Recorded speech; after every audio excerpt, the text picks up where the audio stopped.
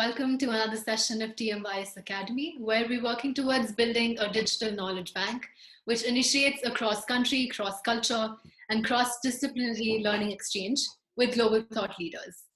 Today we have with us Professor Kazim Ali, who is an American poet, novelist, essayist, translator, and editor of several anthologies and books of criticism. He's currently a professor of literature at the University of California at San Diego. Professor Ali's work has often been described as genre bending or genre queer.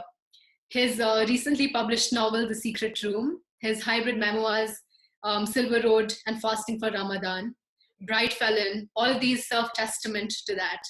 His honors include the Ohio Honor Book Award for Poetry for his collection Skyward, Alice James Book Award for The Far Mosque, and an Individual Excellence Award from the Ohio Arts Council in 2009.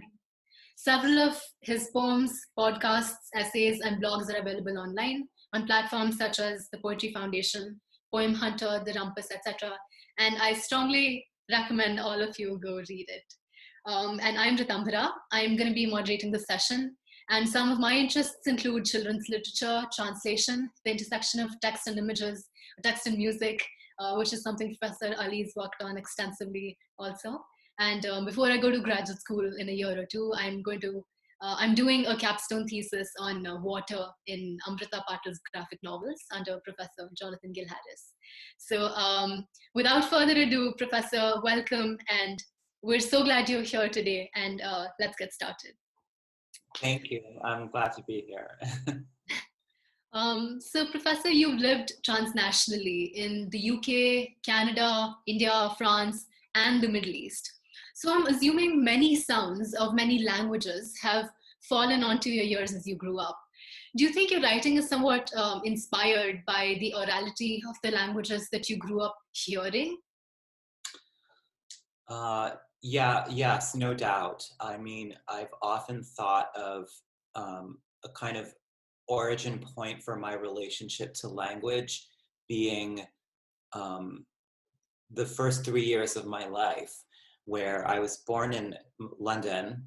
My parents are both from India generations back. You know, my dad and his family. My dad was born in Vellore, and his family had been there for hundreds of years. Although we're of Egyptian Middle Eastern descent, but in India for a long time. You know.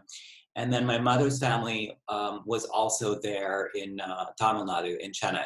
Nice. All the same Middle Eastern descent, and her mother was from an Iraqi family.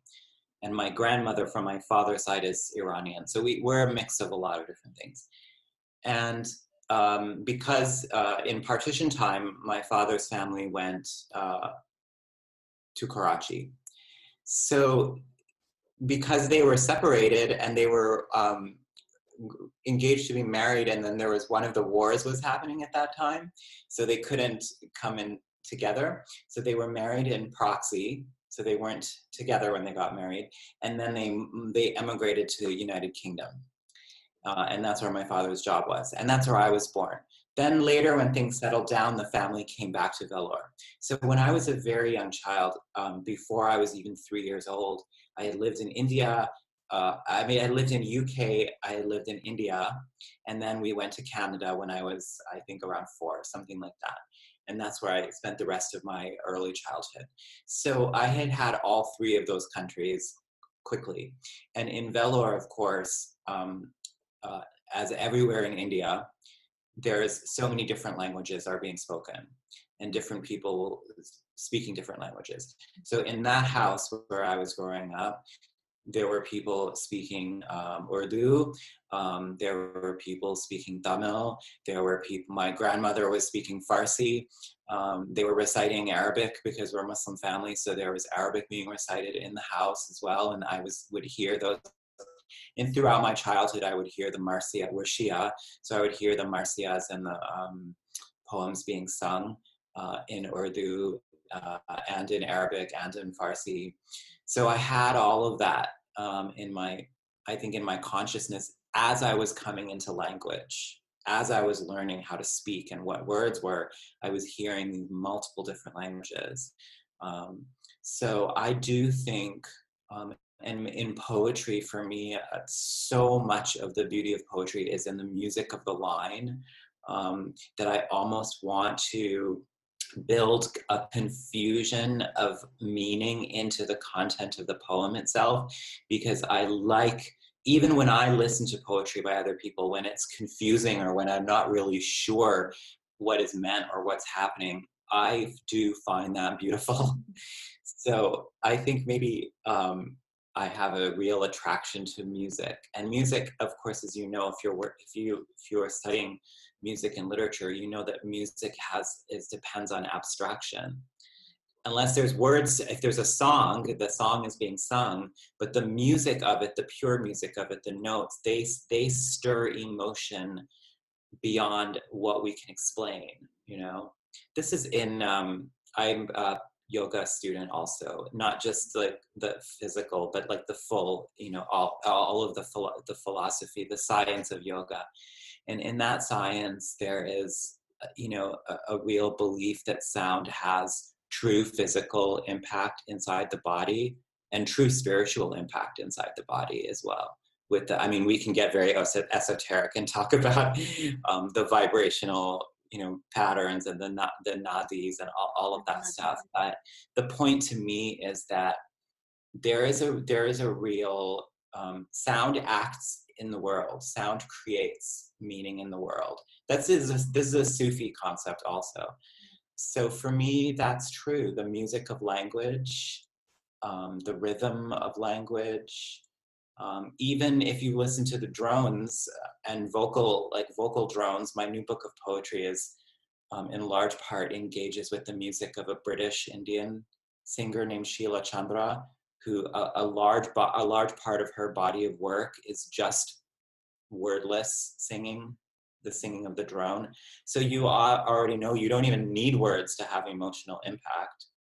Yeah, that's interesting. No, yeah, that's very interesting. And you're right, that reflects in your writing a lot. So what stands out to me the most about your writing is the sonic, the phonetic play with words. And you deploy a lot of sonic devices in your writing. So, for example, alliteration, the use of homophones, as in no, no name. In this poem called Rain, there are so many K sounds at regular intervals that almost imitates the patter of the rain. And I thought that was very delightful and beautiful. And in fact, I'm going to read a couplet from that poem. It says, with thick strokes of ink, the sky fills with rain, pretending to run for cover, but secretly praying for more rain. There's almost a staccato rhythm to it. And some of your other works make direct references to musicians. Your poem Ocean Street is dedicated to the jazz musician Alice Coltrane. So I was really curious to know where you think your writing gets its rhythm, its musicality from. Thank you. Those are great questions. I feel like so first of all, there is a quality. Every language does have its own sound quality. Mhm. To me, English is a language of starting and stopping and pausing. There's all these silences inside it.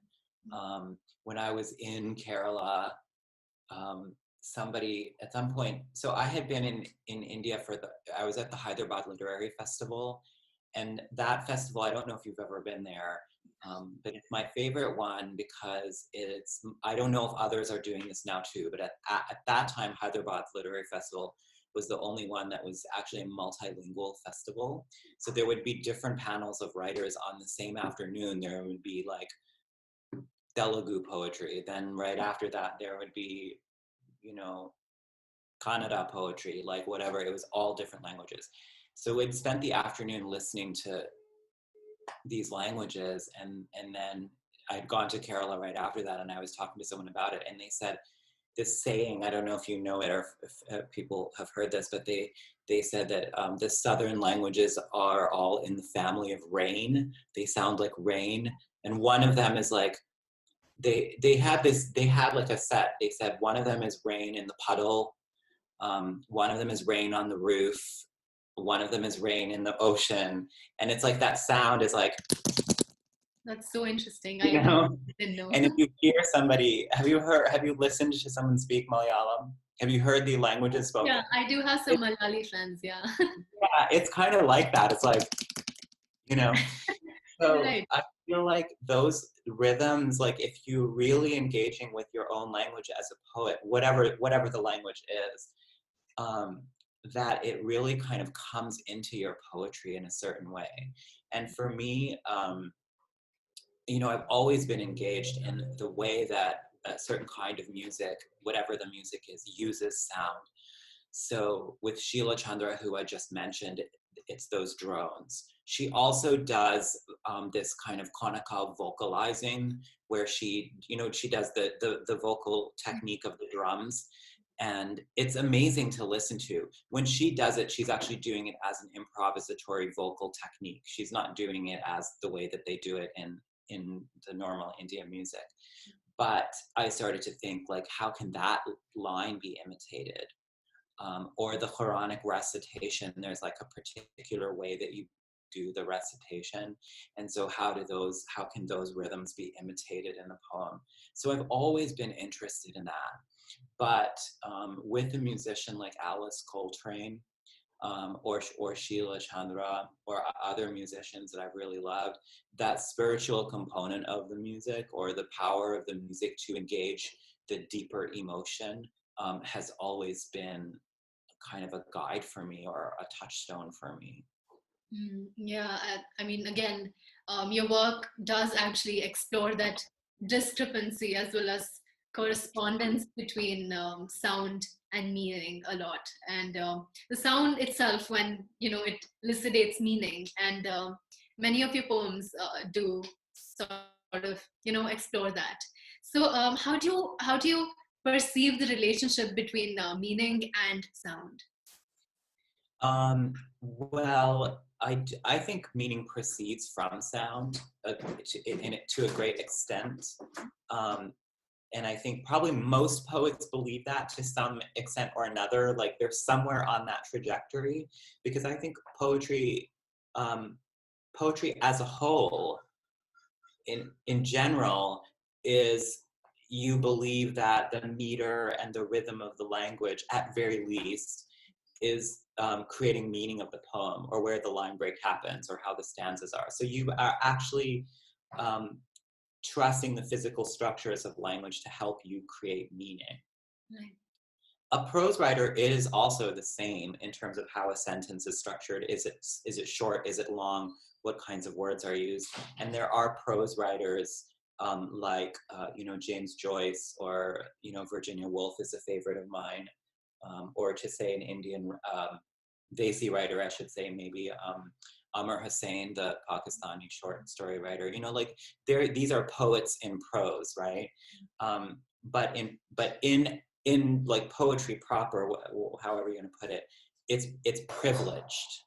It's more even privileged, the shape and the sound and the meter.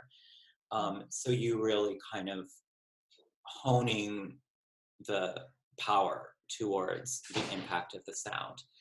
I was listening to some of your other conversations that you've had, and there was an interesting conversation with a poet who was talking about what poems that are confusing, or poems that people have a difficult time understanding. And she was putting a value on poems that have clarity, that are easily graspable and easy to understand. And I think there is a value to that type of poetry, and there's an importance to that type of poetry, in that poetry can help people to understand events in their own lives, you know, death or tragedy or joy, or, you know, ecstasy, that they may not have words for themselves.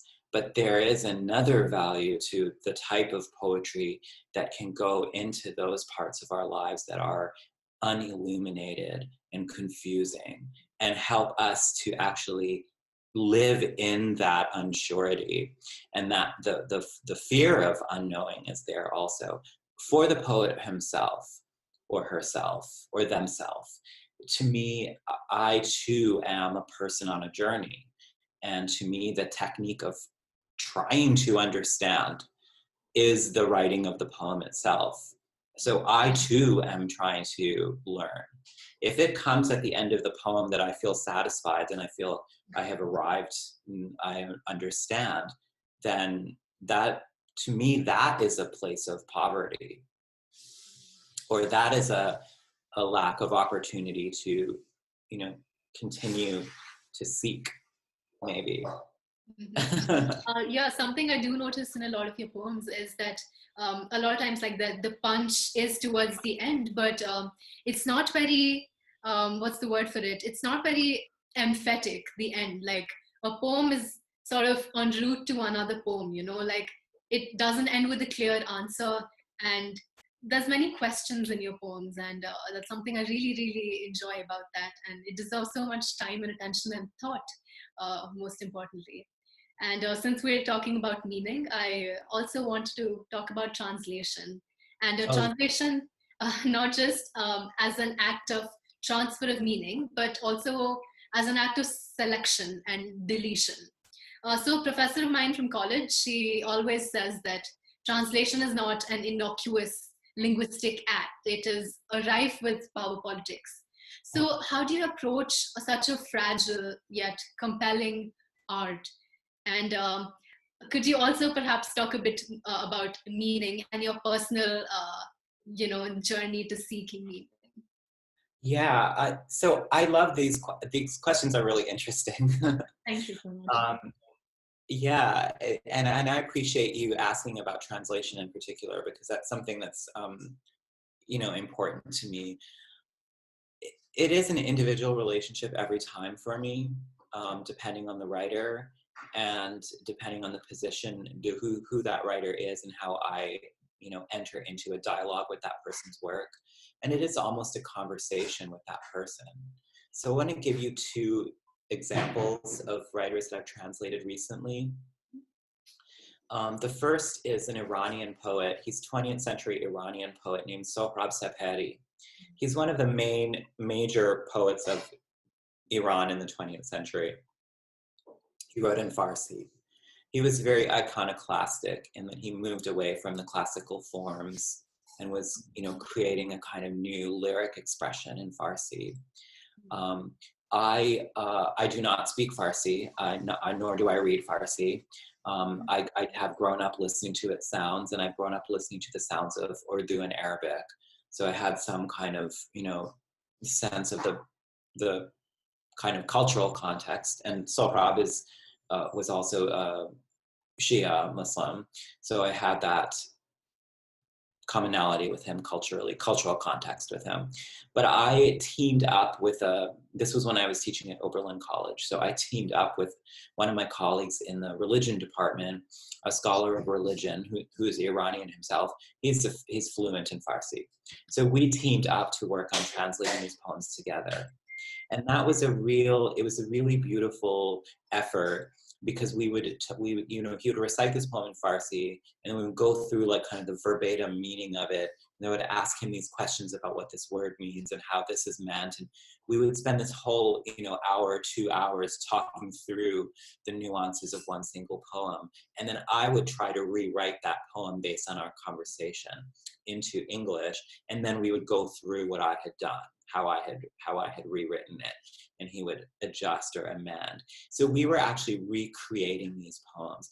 We weren't translating them the way you normally think a translator might work.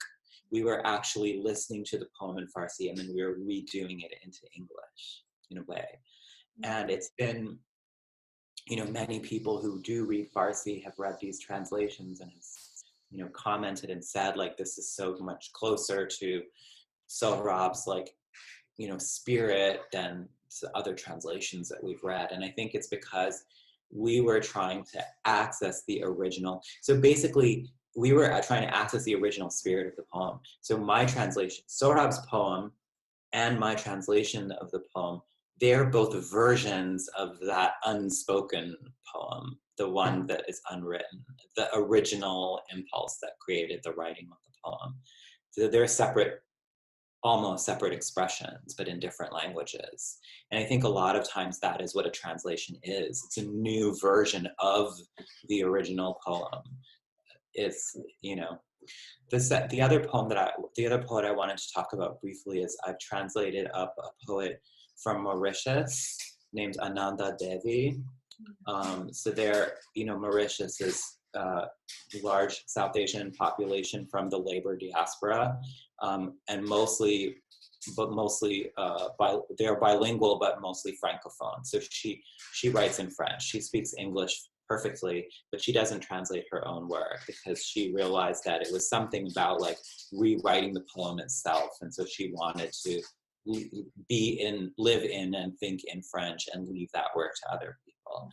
And so translating those poems for me, the thing about doing Sohrab is that his poetic instincts were so close to mine. Like I related so much to his perceptions of the world and how he thought about things and the things he wrote. He was writing poems about things that I myself would have liked to have written about too. So it was kind of like my own work, you know. With the Ananda Devi poems though, they are so different. First of all, she's, you know, as a woman. Secondly, she's not that much older than me, but enough older than me. And then she was writing about having a long marriage of 30 years and having an adult son. And so both of those at that time that I did these poems, which was about eight years ago or so, you know, I was that much younger than I am now, and I do not have children. So and then she was writing about, you know, specifically gendered things, even about the body, you know. So she was writing about experiences I don't have at all. Of course, you can really have empathy or you can relate to it, but that's different than having it inside your body. So I was actually doing it it felt like writing a different kind of poem that I wouldn't have access to, but I had access to it through translating her work. So it gave me a chance to be that, to be those things that she was, and to experience the emotions that she was having about aging and about this relationship and about all of the, you know, the different things that she was writing about in her life. So it's very powerful. It's transformative, the act of translation, because you really do become the other person in a certain way. And I did feel changed. You know, I told you that she was writing it. She also, not only is she writing about things that I didn't know about, she's writing a type of poetry that I did not necessarily write. Not just formally, although that's true, but also she writes a very kind of raw, emotionally raw, and she writes a lot in emotion, like what emotions that we normally term negative, like anger and frustration and fear. And those were things that I did, as you've read my work, so you know, like I don't really traffic in those feelings a lot. And so to be writing her poems, to be translating her poems and writing them, it changed my writing too. After I did her translation, then my own work I grappled. So in the book that I published after, the book I wrote after I did her translation is a book called Inquisition, which is my latest book of poetry. It's not in India yet, but it's very different from the other ones, and it was at least partially due to the act of translation.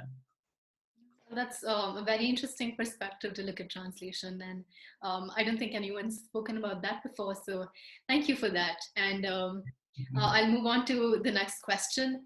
So I wanted you to talk a bit about the exploration of the relationship between space and language creation, erasure, religiosity.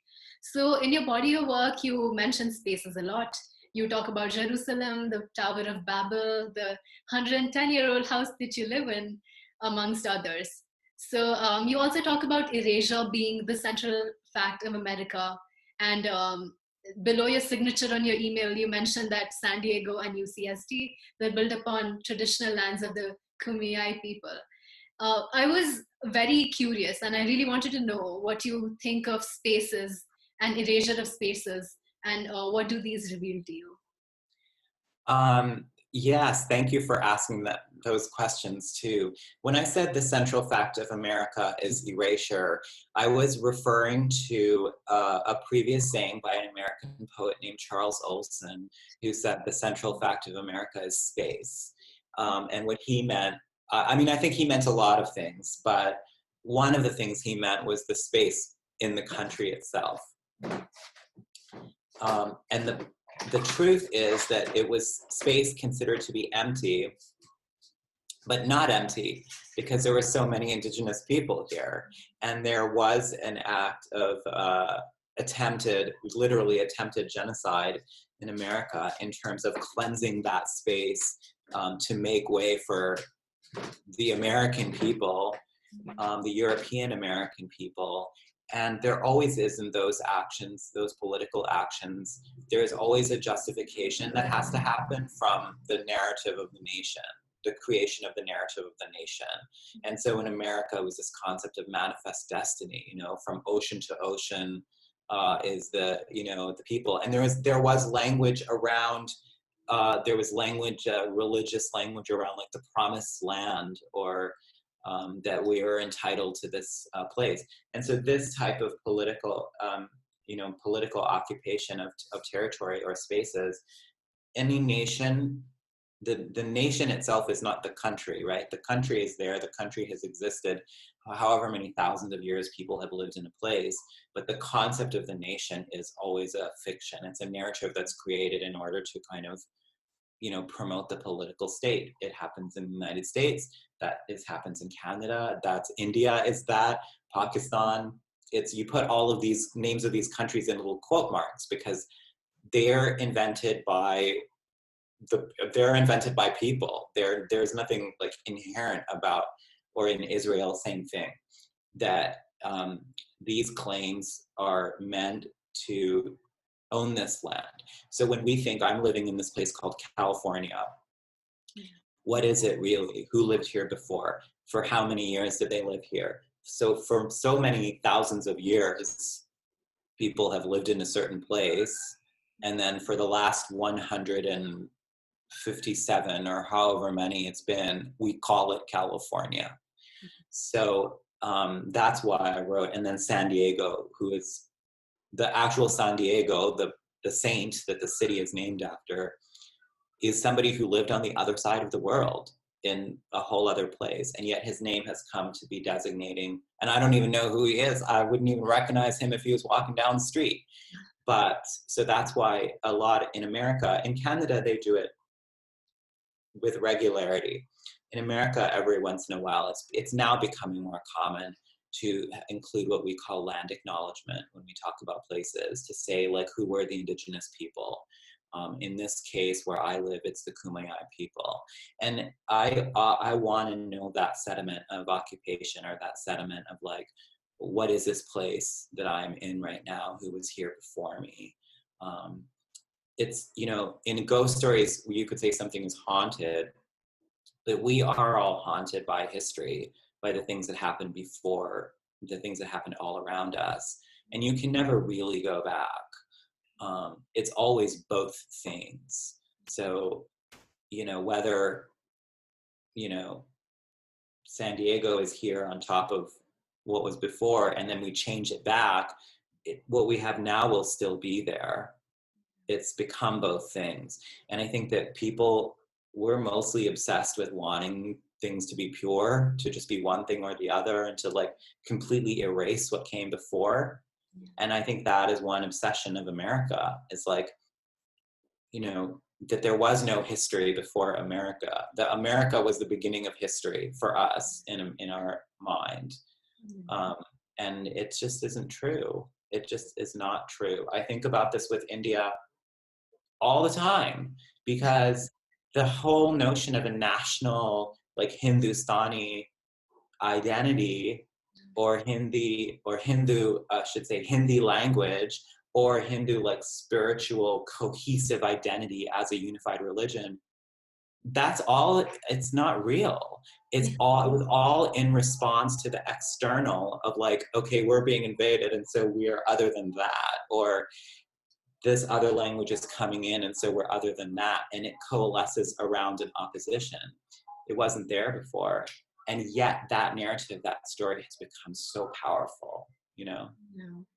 There's definitely been a surge. And what you were saying earlier also is, it really rings a bell because my university was also built upon the traditional lands of some farmers. And it really spoke to me, your postscript in your email. And again, what you were saying about imagined communities, it's also Anderson's argument, I think. So that's definitely something to think about. And something you speak about a lot in your essays, especially, is dialogical relationships. So the relationships between the patterns of stars and the mythical associations, the relationship between a poet a poem and a reader. I thought it was very reminiscent of Bhakti, and for whom, of course, all language, all thought is dialogical. And in fact, your experiments with fluidity of forms reminds me of Roland Barthes, who talked about how texts cannot be neatly compartmentalized into genres. Again, that purity argument that you were talking about. So what are some of these literary beliefs, and who are some of thinkers or writers or musicians that have inspired you in your writing? I mean, thank you so much for seeing Roland Barthes at work. I love his pattern of thought. I love the way that for him, a text it is not confined by genre. It is really alive. It's very sinuous. It follows along. I think his theoretical work, it it truly it truly veers into the area of poetry structurally. And I just love that so much. My book Bright Felon that you mentioned is an example of a text that created itself, and it required its own form, and then that form itself impacted the meaning and how it makes meaning. So, writers like Gertrude Stein, which most people are surprised when I say her, but she really felt that way, and she did that same thing. The Indian writer Meena Alexander was hugely important to me in terms of, she too was somebody who wrote poetry and prose and lots of things that kind of went in between those two things. Etel Adnan, I don't know if you know her work. She is a Lebanese writer who now lives in France, whose earliest books were written in French, but she mostly has written throughout her career in English.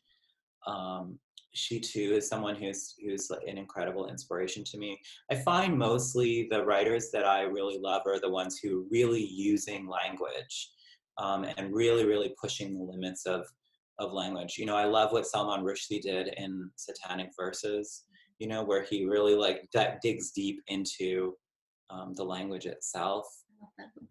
So those are the writers who really mean the most to me. Mahmoud Darwish is a Palestinian poet who's also written several books of poetic prose as well.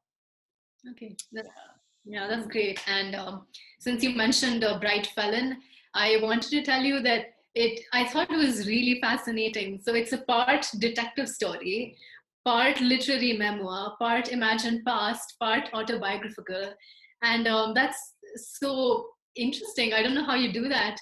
So I just wanted to know, is this genre fluidity that shows itself in your work, is it an active resistance against segregation, against the desire to draw watertight compartments around, say, identity or gender expression or genres? Do you think it comes from the same line of thought? I do think so. I mean, there are boundaries that exist between people, between countries. There are boundaries that exist between languages, but there are those boundaries that exist between people that separate us one from the other. And there's a boundary between, the human and the divine, for example, or a boundary between language that we struggle to translate, the boundary between, Farsi and English or French and English. Um, so, so yes, I do. I think that for me, literary genre and the boundaries between literary genre are maybe as artificial as those other ones that we just talked about, the boundary between the human and the divine, or the boundary between you and me. Okay, Yeah. so I'll move on to my next question. So I noted that your essays have really interesting names. So some are straight up existential questions. One of them is called "If Time and Space Both Bend, Then Who Am I?" Another one's called "My Letter to the World is a Body, but what is it made of and how does it sound?" And some of your other titles are single syllables, your poems especially. So there's rain, home, speech. How do you go about titling your pieces? And of course, I understand there's no one cookie cutter approach to it, but you know, do you usually have a plan before you start penning down your ideas? Could you perhaps speak a bit about your literary approach? Well, the title is always meant to evoke. The title is never meant to answer or direct, including those questions that you mentioned. Of course, they're questions that are open-ended and have no answers, but they're also questions that don't use a question mark at the end of them. I resisted that very much. Like, I would often write a question, formulated grammatically as a question, and then not use a question mark, because it's meant to be like a question. There's always a power dynamic between the question and the answerer, and one often thinks of the power coming from the person who holds the answer, but the true power is the one who can compel the answer. So the questioner or the interrogator is the person who is a position of power. And so for me, it's almost decentering the possibility of the answer by giving the question alone and then attempting to answer. Some of those things are true, right? Like, if time and space bend, then who am I? Well, time and space do bend. That is a physical fact. Yeah. And so, we define ourselves by being fixed in time and place, by being here and being now. If here and now are both faulty concepts, and they are, in the daily life they are not, but in the actual truth of the physical universe they are. So I would like to have an answer to that question.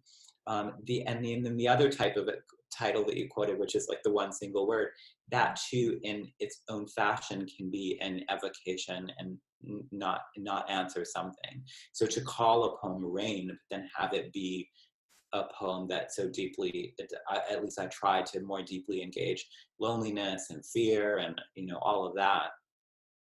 So the title is just meant to be an opening, it's a door, or it's an arrow pointing you to start walking in a certain direction. And maybe that's the extent of what a title should be. Yeah, it was very reminiscent of Stairs for me, especially because your website, when you pull it up, the first picture that appears is Stairs, and I thought your title was like that. It sort of spirals you somewhere. I kept zoning out while I was researching because there was just so many questions and yeah, no answers. But anyway, so my next question to you is, um, could you perhaps give us a poetry prompt, since a big chunk of our audience is students, storytellers, aspiring poets, writers? So. Okay, so it's probably going to be an unsatisfying prompt, I'm going to warn you right now. But I've always been compelled by, there's an American poet named Donald Revell, Revell, and he talks about the poetics of observation, the poetics of just literally witnessing the world around you. And so one of the things that I myself do when I go to begin writing is to just be in the place that I am. What is it that I actually see? What are the sounds that I hear? What are the sensations on my skin? And then where do they lead me? Sometimes they do lead me into memory. And sometimes they just may lead me into an association of thought. If I'm sitting outside, I might look up at the sky, and then that will kind of lead me on a different path. There's an infinite number of, the mind makes choices automatically.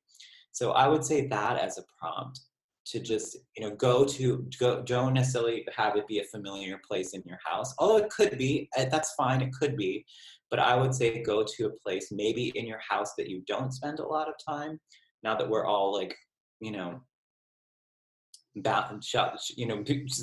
spending a lot of time at home. Or maybe someplace outside that you haven't been in a while. if you were lucky enough to have a garden or some place to go and sit outside. And then just for a moment without writing, just kind of be in the place and observe, and then begin writing from that place. What is it? And when I say what do you see, I mean like literally what's in front of you. What do you see? What is the shape? What is the color? What is the object? And then kind of allow that to do its work. I think that's a very well-timed prompt, because most of us, as you mentioned, are have been home. So I think it's an interesting practice that we can definitely take up now. And okay, my last question to you, I'd say, is more of a request. Could you please read us a poem of yours? Anyone that you like. Okay, should I read you a poem? Okay, I'm gonna what kind of poem might you like to hear? I've read a bunch that were available online. So I would ideally want something that's not available online. But I'll of read, course, up to I'll you. read you I'll read you a new poem. How about that? Oh my God, that'd be great. Yeah. Be a treat. Yeah, I need to I've opened up the file of the poems that I'm working on now. Exciting. This is a poem that is called wait, what is that one called? Oh no, that's a very short one. This is a poem that it's still in draft form, I'd say. Okay. I don't know if when it will be finished or how it will finish itself. It is called the Jordan River. We drive along that wall where are drawn pictures of resistance. A girl holding balloons borne skyward on her way to the barricaded sea. Soldiers turning their hands against the wall, consenting to be searched. Barghuti's face, a prisoner all these long years. These scenes tagged on the concrete wall, unspooling as we drive away, secure in the expensive cab with Israeli plates that allows us the privilege of zooming along, hoping to reach the river before sunset, 4 Arabs and an American, with 200 extra shekels to spend, which is enough to preserve us from the AK-47 toting child soldiers on patrol. Fog enters, even now, the cordoned off river, slipping through border control. No one can fathom whether the terrain's composer intended such erosion, such a suicide mission that water cannot but help change its form to vapor, then air, in hope of surviving to once more trickle into trees and gardens. On cold, bright hills, all the reciters stumble over who begat whom and why, when there is no saving, least of all us, long after the river has emptied out to the sky and the sky to the sea. How can what pulls us from one another and from the earth and from time be called God? In the long-held breath of autumn that shudders, leaves are left to drink deep of the well water and reave themselves from what grew them. And inside the rubble of mosques and temples, revelation paid out in spades, rain folding its hand, digging a grave in the air and unswallowing the long-planned slowing down. Nor could I refrain from describing the ruin of this biblical landscape, like a dervish leaving behind his traces in sound, those epic shattered rocks and twisted gharib trees now disrupted by endless walled developments, surveillance towers, and toll roads reserved for the lucky blue-plated cars like ours. I will confess, under the soft, slow torture of the river dissolving earth and air, I am more on the side of night as it throws itself at strangers in stupid passion, inventing whole languages where one can speak with a flick of the eye. The night speaks with its hands, nothing to remember and all spent by morning. Every hour is a glass to throw back or sip or press against the wall to listen. Every small shift here is seismic. It shrieks through the years with deathly import. That small hill is the mountain upon which stood the Ark of the Covenant. That little creek is the river in which the Baptist stood star-struck before the sun. The glass bell clangs out broken promises. The glass river aims its rapid fire retort. Oh, that was so good. Thank you so much. That was beautiful. Undercurrents of desolation in River of Jordan. Wait, what's it called again? The Jordan It's River? the Jordan River, yeah. The River Jordan, Jordan River, yeah. Okay, thank you so much for that. That was so beautiful. We could spend an entire session just discussing that one poem. But we had many questions, and I'm very glad we got answers to at least some of them. And once again, Professor, thank you so much for joining us. And this was so insightful, so lovely. I'm sure whoever watches it will love it. Thank you. Thank you so much. I hope to see you in India soon.